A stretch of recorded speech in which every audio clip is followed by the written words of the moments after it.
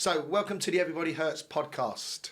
We're going to discuss openly and honestly that actually anyone can hurt, or even worse, feel broken. Today, we're going to discuss the stigmas, stereotypes, and common misperceptions surrounding complex PTSD. Hopefully, this will encourage you to seek help if you relate to any of the content and experiences that we maybe discuss today and share. Thank you for listening. Do get in touch. If you feel that you want to hear any more from us, you can go to watch the podcast a bit later on. Just want to remind you that we're not offering any medical advice today. We are just discussing the issues. So I'm Stephen Bell from Fountain Therapy, and my background is I'm military and ex-police officer, but now working as a resilient coach and behavioural change. And I'm studying towards becoming a counsellor as well. I'd like to introduce Chris Puddy. Hello, I'm Chris Puddy. I am a personal trainer, having been in the police for 16 years and was medically retired. And that's about it from me. I'll pass you on. So Monica, if you'd like to just introduce yourself. Hello, my name is Monica Varo, and I've been working as a hypnotherapist and psychotherapist for the last 12 years as part of Fountain Therapy. And finally, just Michelle. Hello. Hi, I'm Michelle Ward. I've worked as a counsellor for the last 15 years, working with young people, and I also work in a school at the moment, working with behaviour and emotional problems. And I've got about 30 years in childcare experience too. And finally, but not any less important, on a link to Penzance in Cornwall. Phil, do you want to introduce yourself? Yeah, I'm Phil Waine. I'm a psychotherapist. Been trained now since 2007, and I work mostly in addictions and trauma. Fantastic. So today we're going to talk about complex PTSD, and in particular we're going to speak to Chris and listen to his history, but, having been diagnosed very recently with complex PTSD. But firstly, I think Phil's going to explain the differences between complex PTSD and PTSD, if you can, Phil. Yeah, okay, so very simply, I see it in three ways. I'm adding a third one now. So trauma is when something happens in your life and impacts you. So that could be an accident, it could be hearing some bad news. And that we normally recover because we're all quite resilient and we have friends we can talk to and family. PTSD will occur when we've had a traumatic experience, which is very traumatic and possibly life-threatening. And as a result of that, we struggle to clear our minds of this.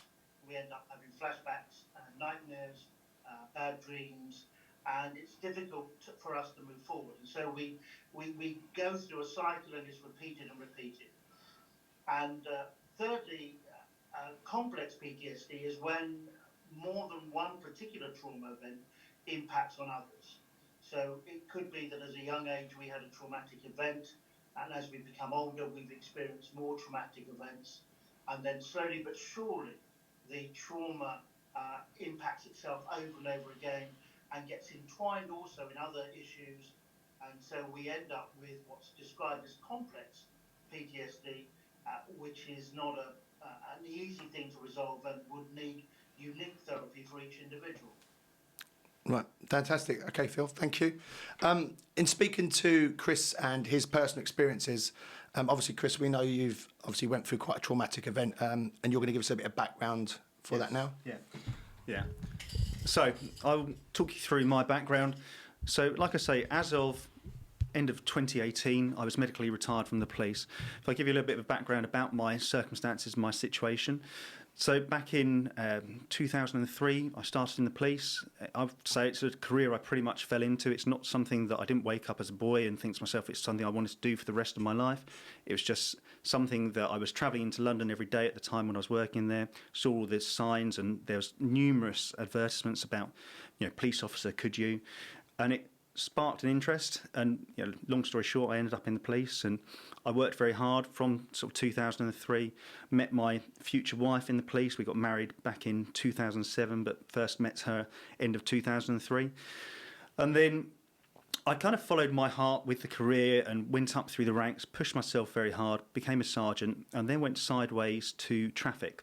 That, at the time, was something I really wanted to do. Ultimately, I wanted to be able to drive fast cars when it really comes down to it. And it's something that really appealed right from the age of a young boy. It's something that I really fancied doing. But roundabout, so it was 2012, so had a very usual, I'd consider a usual morning. I was with my wife and my youngest son, Oliver. He was only a year old at the time. We were going to watch my oldest son, Ben, in a school assembly. And it was a very relaxed day, but I was then heading off to for a late shift on my motorbike, rode off from my home, which is other side of St Albans, off towards the M1. And next thing I remember was waking up in St Mary's Hospital. So from what I understand and from what I've been told from numerous reports, I'd been riding down the road, a chap had pulled out across me and ultimately left me with multiple injuries. It was injured head to toe.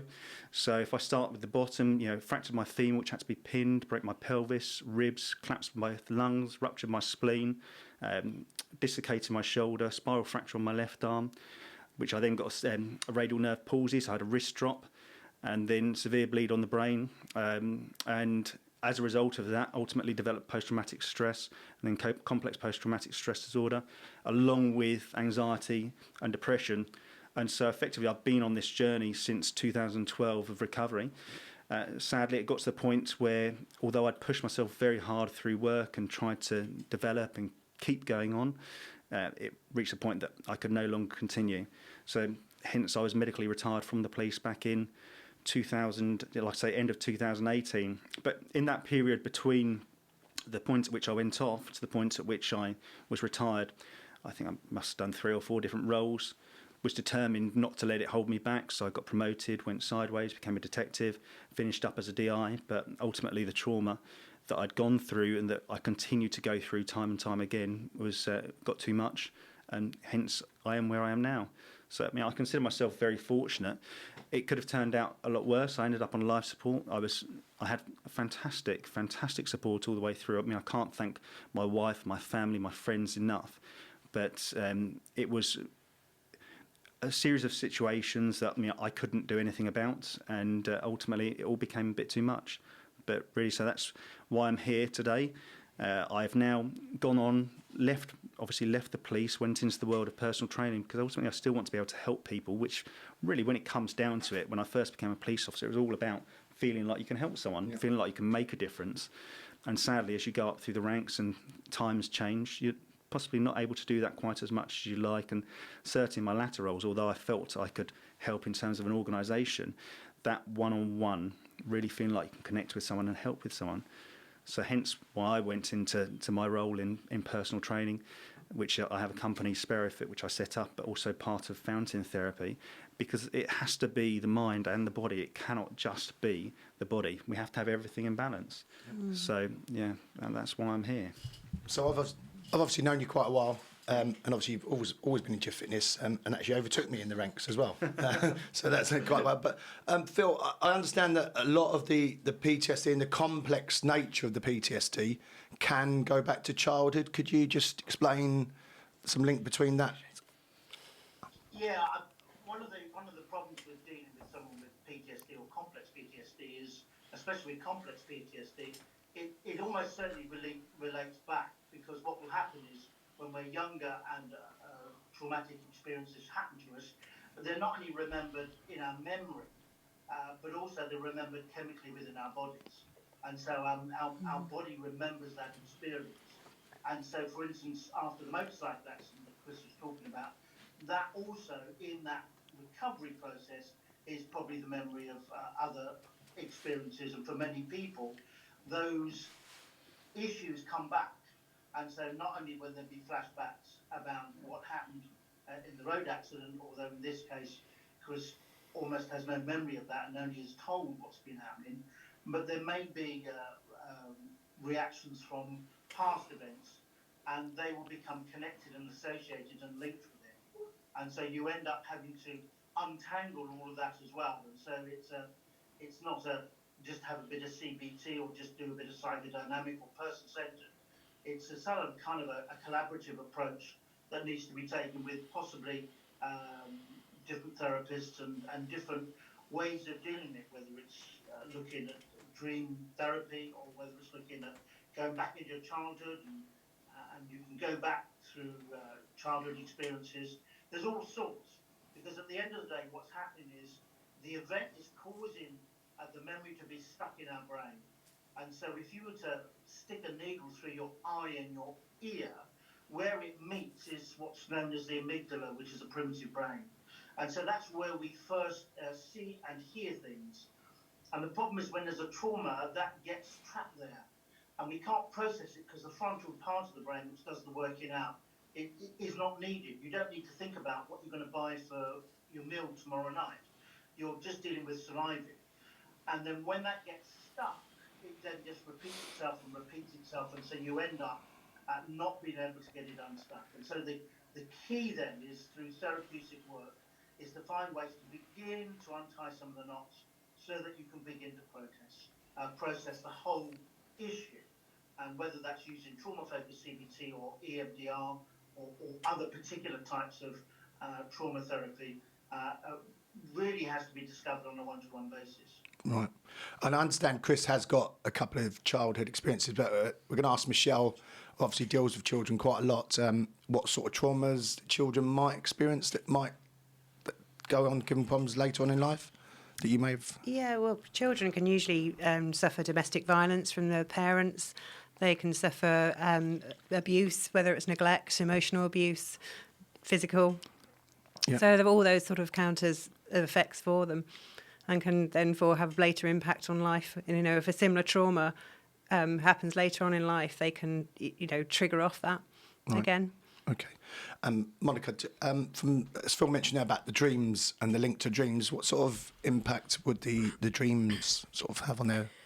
Yeah, because I've been doing hypnotherapy, I've just discovered the world of lucid dreaming, and for the last 5 years I've been taking courses after courses, and now actually I can be a facilitator. The dreams we can work with, the way I trained, it's the lucid dreams. So all the nightmares are actually messages from our subconscious mind. So with a lucid dream, if you train yourself to become lucid in your dreams, you can actually save hours of therapy. Right. Also, imagine all our dreams are messages from our subconscious mind. Imagine that actually your mind is trying to write you letters, but you actually never open them. So then the mind will go, okay, I'll send you a nightmare now. But the nightmares are actually very good because it helps you to deal with what's hidden there and what we fear the most, or the shame, or so on. Right. And any of them nightmares, would they then link to the flashbacks that they may experience as well? Yeah. So just again to Michelle then. So some of if they were having some nightmares about their childhood as well, do they present to you as a child counsellor, you know, of... Sorry. When these children, obviously you talk about the nightmares that Monica's mentioned there. Yeah. When the children come to the counselling sessions, do those nightmares something that comes out in your counselling sessions, or? They can do. They can talk about them if they're predominant for them. Sometimes the dreams don't really come until a bit later, maybe for them. They're not always at the time of the event. They come out a bit later once the event's it's passed for maybe a while. Right. But yeah, we can talk about dreams and things, but it's trying to make sense of them again as well. And obviously, Chris, from your point of view, you had a couple of incidents as a youth.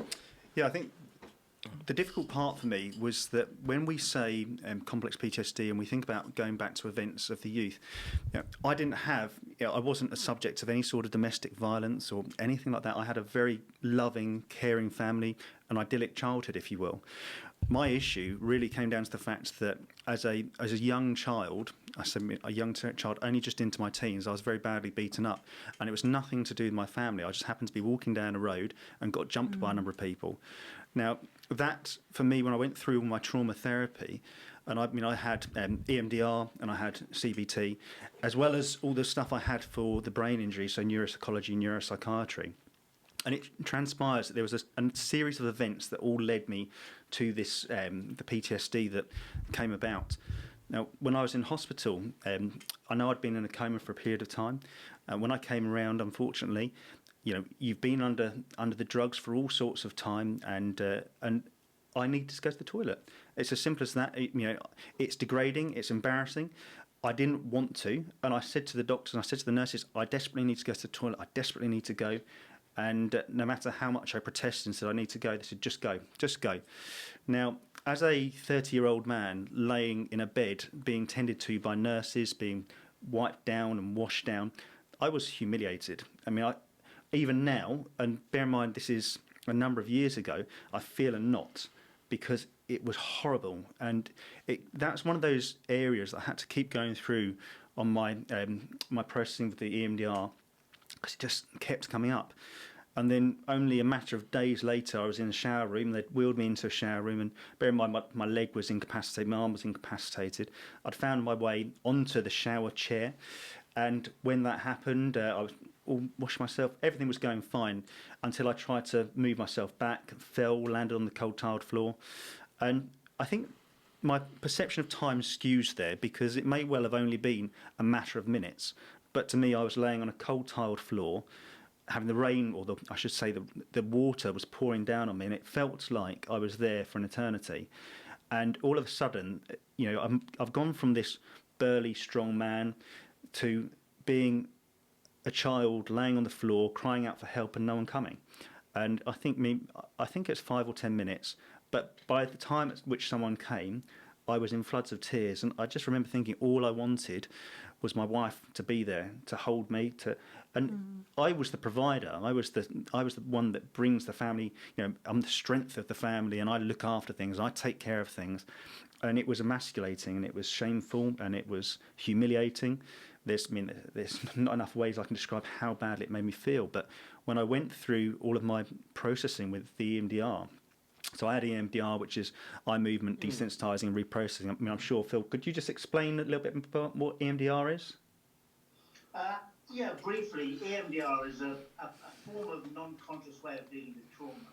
So whereas you have trauma-focused CBT, which will talk people through the PTSD issues, EMDR is a way of using a flickering or an eye movement or a hand movement or some other movement to help. And it kind of replicates when we are deep in sleep that our eyes flicker, and that's us processing issues. And so there's a school of thought that suggests that you can, by creating that, manipulating that, people can subconsciously process stuff that then don't have to talk about. And so it becomes a less threatening way of dealing with PTSD. And that was the thing with the EMDR. When I say I had an accident and these things happen, people often think, well, it must be flashbacks to do with the accident.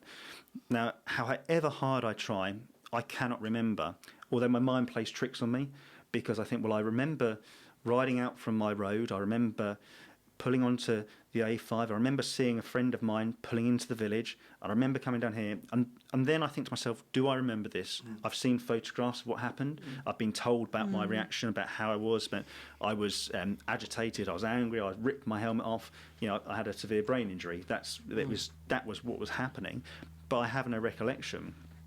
But something, and Phil, you mentioned it earlier, something is in there, something's buried deep inside, because those moments of being incapacitated on the floor, incapacitated in the bed, those moments of feeling like I am completely vulnerable, we went through the EMDR process, and it all links back. It's the same feelings, different contexts, same feelings, same emotions. Could they be the same emotions and feelings you had when you were beaten up as and this was again? This was I remember going through my eye movement.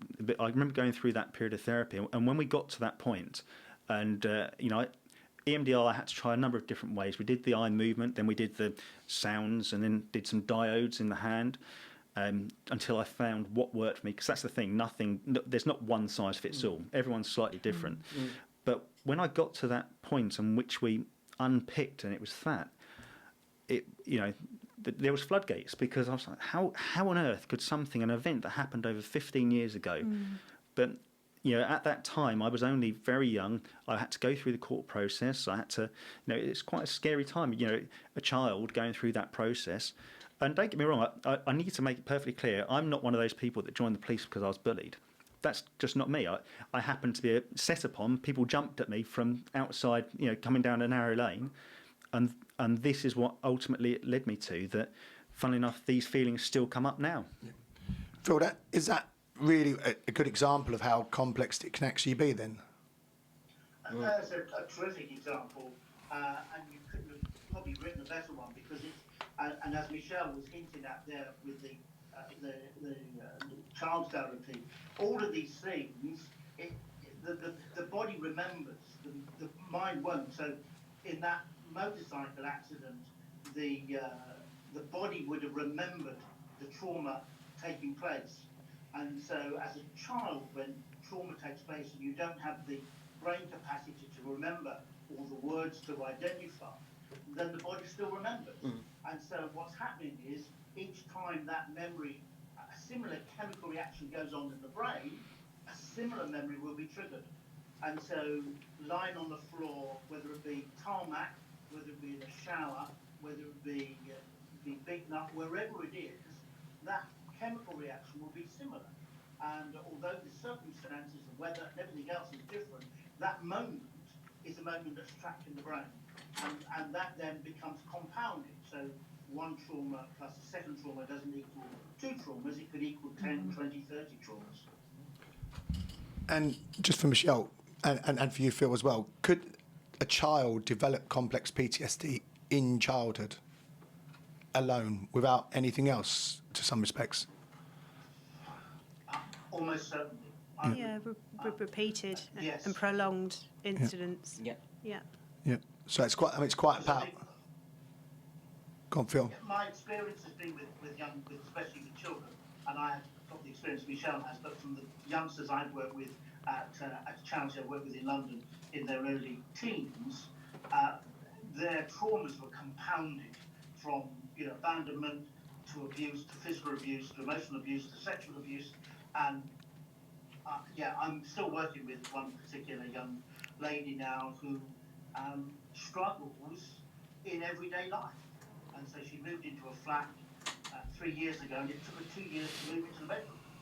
And she still hasn't used the lounge.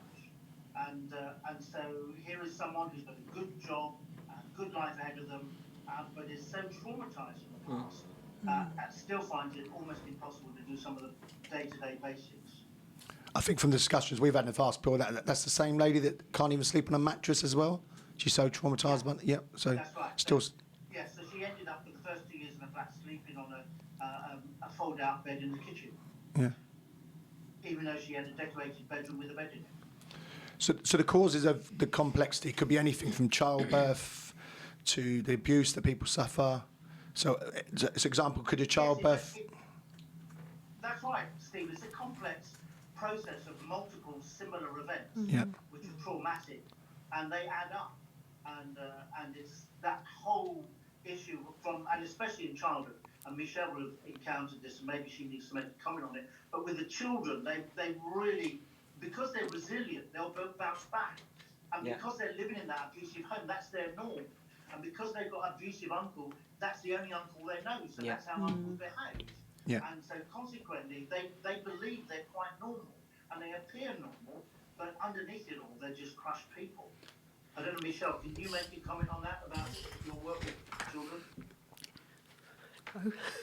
I can say something about that like repetitive from the childhood, because a few years ago I had a client who struggled to eat anything, and it wasn't bulimic or anorexic, she just didn't like food. And it turned out that, she was in her early 50s in a new relationship, and it was the only relationship that was different from her previous ones.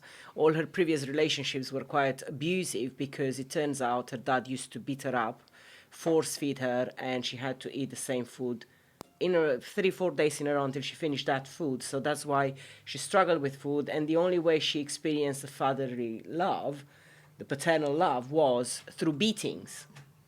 I think this is the thing with trauma, is that it was explained to me once in the concept of, you think about the factory conveyor belt, and you've got a box that comes down, and then someone packs that box and it moves along, and another box comes down, someone packs that box, it moves along, so on and so forth. But at the end, the barriers come down. Ultimately, all the boxes are still there, but they've got nowhere to go. And then there's that pattern interrupt, that moment at which the doors are opened and everything falls out. So I can sort of see in those circumstances, sometimes whilst you're in the thick of it and you're going through the same experience over and over again, you're sort of dealing with it in your own concept, in your own context. But the moment at which something changes, there's a break, and there's a natural stop point, everything was going to come out. So obviously this is the whole situation of this, we could talk about this quite so obviously today we're just talking about the cause. Next week when we move on we're going to talk about the effect of it, but before we close this session, is there anything else that anyone wants to add? Because we move on next week and talk about what effect complex PTSD has on you. Is there anything anyone wants to add? Well, in terms of the effects that PTSD... When we talk about the effects next week, but the causes we could talk probably a bit deeper, I think, at the moment. Well, I think there's so many different causes, and from my perspective, in my circumstance, what I found particularly difficult was that it wasn't just one isolated incident. Mm-hmm. There were these series of incidents that happened that did ultimately track back to my childhood, but then I lived a life within the police where I had constant exposure to trauma. It was only when I'm trying to think. I was a very young police officer. I was probably only 20 years old, and I had my first experience of a suicide. And it was a very strange scenario, a very strange situation. It was a very sad situation. It was a cold, dark house, power had gone, in the middle of February, snow comes down. I end up stuck there with this chap in a candlelit room that had committed suicide, and I was there with him for 11 hours. And it got to that point that afterwards I thought, that's fine, it's dealt with. But there was no sort of debugging, no defragmentation, and it stayed with me. And it was a couple of days later, I thought, God, I just don't feel quite right. Something's not quite right. And then it was explained to me. And once I had a chat with someone, they said, this, sort of thing can lead to PTSD. And I was like, but just having that chat with someone, it's like, that's fine. But that's the thing with PTSD. It doesn't have to be an accident. It doesn't have to be a violent assault. It can be all sorts. Childbirth, we mentioned. There's so many different things. But, even now, and I'm closing my eyes, because when I close my eyes now, I can still see all the tearful faces of mothers that have lost their child, all the people that have been beaten up in assaults, all the victims that have had horrific assaults, all the victims that have been killed in horrific car accidents. It's all there. But that's the dramatic element. When you think about yourself from an armed forces perspective, they're the dramatic things that people think PTSD, wow, it's got to be something really big. Well, it doesn't. No, it doesn't. It really doesn't. No, because our subconscious mind is just like a 24/7 camcorder and records absolutely everything. And when it's the familiarity of it, the sensations in your body, the feelings, the mind will trigger that panic again, or it's time to feel anxious, or it's time to feel whatever you've experienced for the first time, and you associate the same emotions, if that makes sense. Well, I think, thank you. I think we're going to have to call it a day there today, Phil, from Penzance. We're obviously going to discuss this further next week about the effects, and also we're going to obviously talk further about the causes again if we feel that. But just for the viewers and stuff, if you feel there's anything you've heard today which makes you feel like you want to talk to somebody, you can always call us at Fountain Therapy or seek some medical advice. Thank you, everybody. Thank you, everyone. Thank you.